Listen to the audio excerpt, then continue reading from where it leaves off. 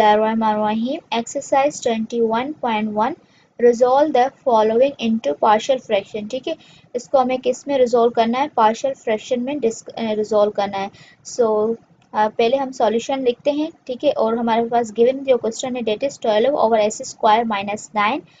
अब हमें रिजॉल्व करना है इसको पार्शियल फ्रैक्शन में। तो पार्शियल फ्रैक्शन में रिजॉल्व करने के लिए हमने डिनोमीटर के 4 केसेस को डिस्कस किया था कि हमारा जो डिनोमीटर में वो फैक्टर जो है वो लीनियर है या क्वाड्रेटिक है। पहले हम ये देखते हैं और उसके बाद हम देखते हैं कि जो फैक्टर लीनियर या क्वाड्रेटिक के बाद के आइदर वो रिपीटेड है या नॉन रिपीटेड है। ये देखने में तो हमें आ रहा है कि ये क्वाड्रेटिक फैक्टर है, लेकिन इसको हमने इस फार्मूले की हेल्प से थोड़ा सिंप्लीफाई किया तो ये हमारा एक्चुअल में जो फैक्टर है वो क्या है?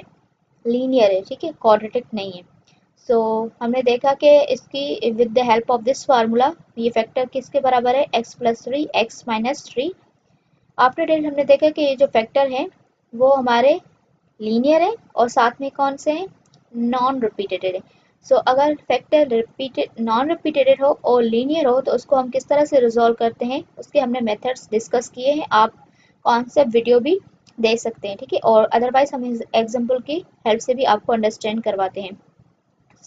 12/x+3 bracket x-3। ठीक है, ये हमने ये वाला रखा। अब इसको रिजॉल्व करना है तो हमारे पास जो फर्स्ट फैक्टर है इसको हमने a1/x+3 और जो सेकंड फैक्टर था उसको हमने a2/x-3। अब a1 और a2 क्या है? वो अननोन कांस्टेंट है। ठीक है, अननोन तो है लेकिन क्या है? कांस्टेंट है, जिसको हम डिटरमाइन कर सकते हैं इस इक्वेशन से। हमें 12/x+3 x-3। ठीक है, ये लेफ्ट हैंड साइड सेम रखी और राइट हैंड साइड की तरफ हमने एलसीएम ली x+3 x-3। एलसीएम लेने के बाद हमने देखा कि x+3 में कैंसिल हो जाएगा, तो इट मीन्स x-3 जो है वो a1 के साथ मल्टीप्लाई होगा और x-3 में कैंसिल हो जाएगा तो x+3 जो है वो a2 के साथ मल्टीप्लाई होगा।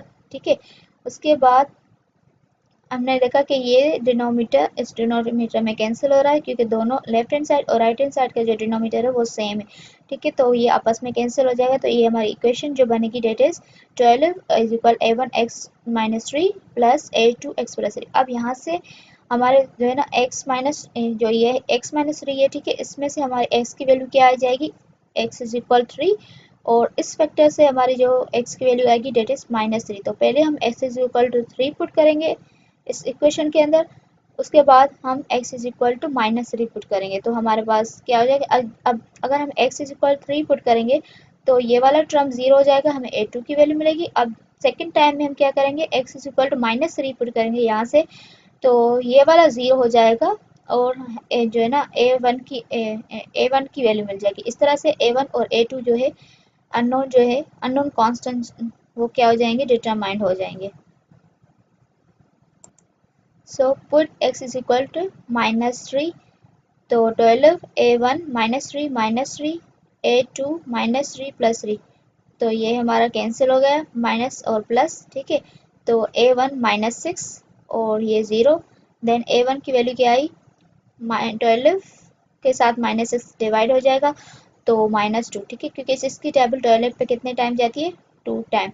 देन x = 3 पुट करेंगे सेम इक्वेशन के अंदर तो हमारा ये वाला कैंसिल हो जाएगा, a1 की वैल्यू कैंसिल हो जाएगी, 3 और -3 0 हो जाएगा और यहाँ पे 3 और 3 6 आ जाएगा।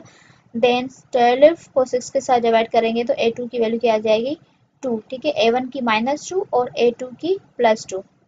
अब हम क्या करेंगे? Put the values of a1 and a2 in equation 1। जो हमने इक्वेशन 1 लिखी थी उसके अंदर हम a1 और a2 की वैल्यू पुट करेंगे तो -2, यहाँ पे a1 था तो a1 की वैल्यू -2 और a2 था तो उस पर a2, ठीक है, उसकी वैल्यू 2 थी। ठीक है, तो हमने इसको रीअरेंज करके रख दिया 2x-3 -2x-3। ठीक है, ये भी सही आंसर है, ये भी आपके बुक में ये आंसर था तो हमने इसको प्लस वाले को पहले लिख दिया और सब्ट्रैक्शन वाले को बाद में लिख दिया। ये इसका फाइनल आंसर है। हमने क्या किया? गिवन जो अलजेब्रिक फ्रैक्शन थी उसको हमने रिजॉल्व कर लिया किस में? पार्शियल फ्रैक्शन में। मतलब एक फ्रैक्शन थी उसको हमने रिजॉल्व किया पार्शियल में 2 फ्रैक्शन के अंदर। पहले हमारे पास एक फ्रैक्शन थी उसको हमने रिजॉल्व करके 2 फ्रैक्शन के अंदर डिस्ट्रीब्यूट किए थे। इट मीन्स हमने पार्शियल फ्रैक्शन में रिजॉल्व कर लिया गिवन कंस्टेंट को। अल्लाह हाफिज़।